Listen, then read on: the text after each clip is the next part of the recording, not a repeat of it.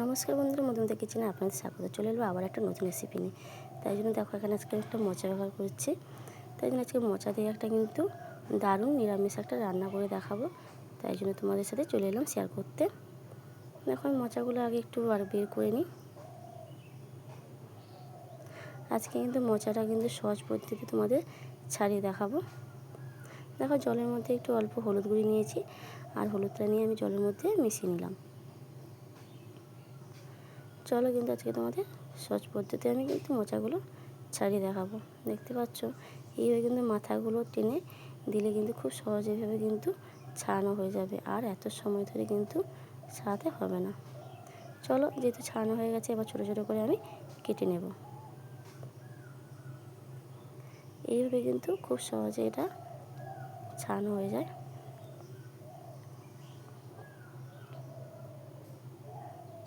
আমি এইভাবে তোমাদের ছাড়ানো দেখাচ্ছি, আর তোমরা কীভাবে ছাড়ানো মোচাগুলো ছাড়াও অবশ্যই কমেন্ট করে জানাও।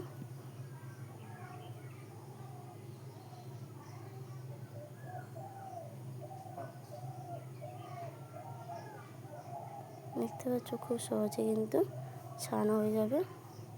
চলো এইভাবে কিন্তু আমি সবগুলো মোচা কেটে নেব। দেখো আমার সবগুলো মোচা কিন্তু কাটা হয়ে গেছে। চলো এখানে আমি কিছুটা কচু নিয়েছি। চলো এবার কচুটা আমি ছাড়িয়ে নিই, ছাড়িয়ে কেটে নেব।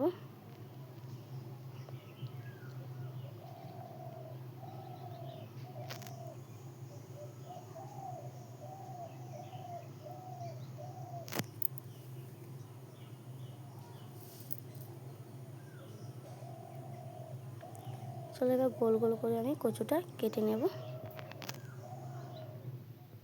দেখতে পাচ্ছ এবার কচুগুলো আমি সব কেটে নিয়েছি। চলো এখানে একটা বেগুন নিয়েছি, বেগুনটা আমি কেটে নেব। দেখো বেগুনটা কি নরম, তাই না? চলো বেগুনটা এবার কেটে নিই ছোটো ছোটো করে।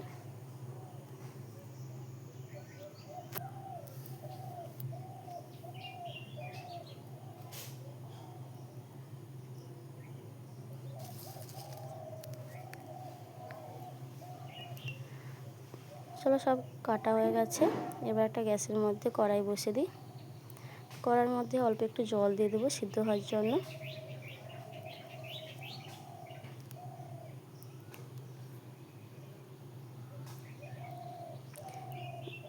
এবার আমি কেটে রাখা কচুটা দিয়ে দেবো,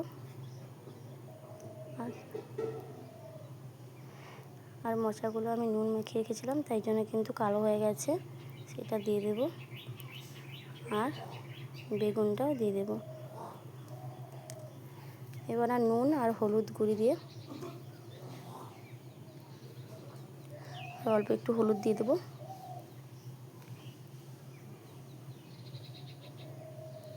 দিয়ে একসঙ্গে মিশে কিছুক্ষণের জন্য সিদ্ধ হওয়ার জন্য ঢাকনা দিয়ে দেবো।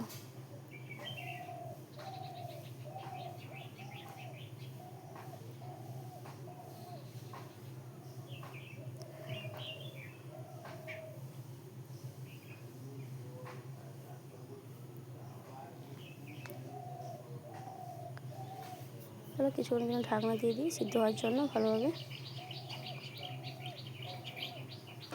দেখো কিছুক্ষণ পর আমি ঢাকনা খুলে দেখি আমার কেমন সিদ্ধ হয়েছে। দেখো খুব দেখে বুঝতে পারছো কত সুন্দর সিদ্ধ হয়ে গেছে।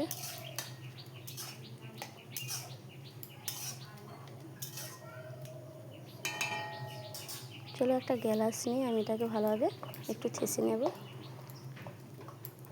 যাতে খুব সহজে এটা মিশে যায় একসঙ্গে। দেখতে পাচ্ছ খুব সুন্দরভাবে কিন্তু আমি এটাকে একসঙ্গে মিশিয়ে নিয়েছি। চলো এবার একটা বেলার মধ্যে আমি এটাকে ঢেলে নিই।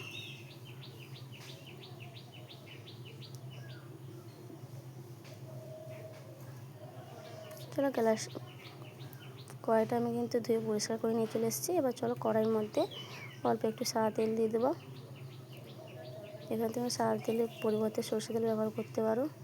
চলো কিছুটা আমি তরকারি বড়ি দিয়ে দিচ্ছি, এটা কিন্তু আমাদের বাড়িতে দেওয়া বড়ি। চলো বড়িটা আমি এবার লাল লাল করে ভেজে নেব।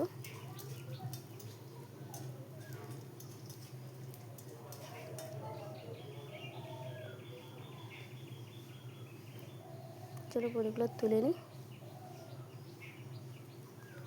এটা কিন্তু খুব কম তেলে কিন্তু রান্না হয়। আর দুটো শুকনো লঙ্কা দিয়ে দিলাম ফোড়নের জন্য। শুকনো লঙ্কাটা আগে ভালোভাবে একটু ভেজে নেব।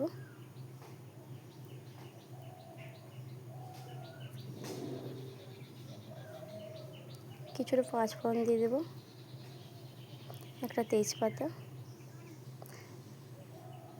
দিয়ে সিদ্ধ রাখা মোচাগুলো এবার দিয়ে দেবো।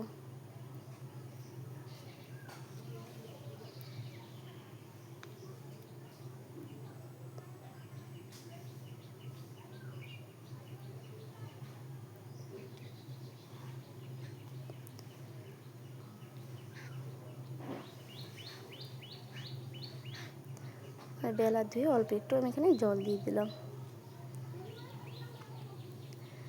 এখানে অল্প একটু হলুদ দিয়ে দেবো,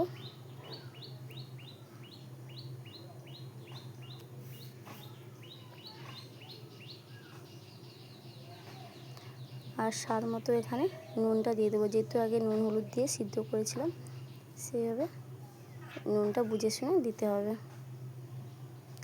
চলো একসঙ্গে মিশিয়ে নিয়েছি। চলো এখানে একটা লেবু নিয়েছি, এটা ঘরের গাছে গড়া লেবু। আর এখানে সরষে বেরিয়ে রেখেছিলাম, তাই জন্য চলো এবার জল দিয়ে আমি সরষেটাকে আগে মিশিয়ে নিই।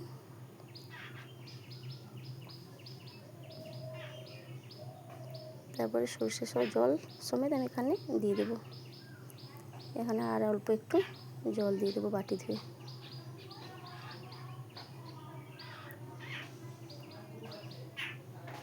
চলো আমি আবার একসঙ্গে মিশিয়ে নিই।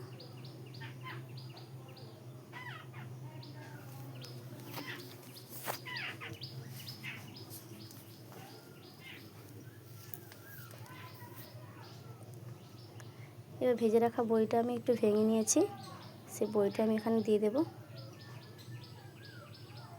চলো আমি আবার একসঙ্গে মিশিয়ে নিই।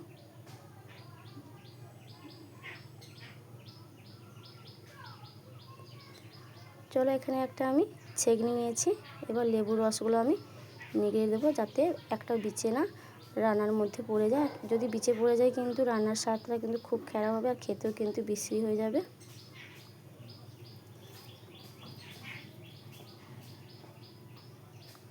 দেখো এখানে আমি একটা গড়া লেবু নিয়েছি, সেই গড়া লেবুর রসটা আমি দেবো এখানে। কিন্তু গড়া লেবুটা কিন্তু প্রচণ্ড পরিমাণ রস, আরও এই লেবুটা বড় হয়, আর বড় হলে প্রচণ্ড রস হয় কিন্তু। চলো আমি রসটা দিয়ে আমি কিছুক্ষণের জন্য মিশিয়ে নিই।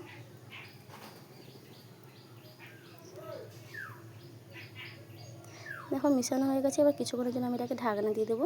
এটা আর বেশি লাড়া যাবে না। আমার রান্নাটা কেমন হলো অবশ্যই কিন্তু কমেন্ট করে জানো। আর রান্না যদি ভালো লাগে লাইক সাবস্ক্রাইব করে পাশে থেকো। এই মোচা, অনেক তো মোচা রান্না খেয়েছো, কিন্তু মোচার এইভাবে টক করে খেয়ে দেখো, গরম ভাতে আর কিছুই লাগবে না, সত্যি বলছি অসাধারণ খেতে লাগে এই রান্নাটা। যে একবার খাবে আর মোচার অন্য কিছু খেতেই চাইবে না। চলো আমার রান্না হয়ে গেছে, এবার একটা বেলার মধ্যে আমি ঢেলে নেব।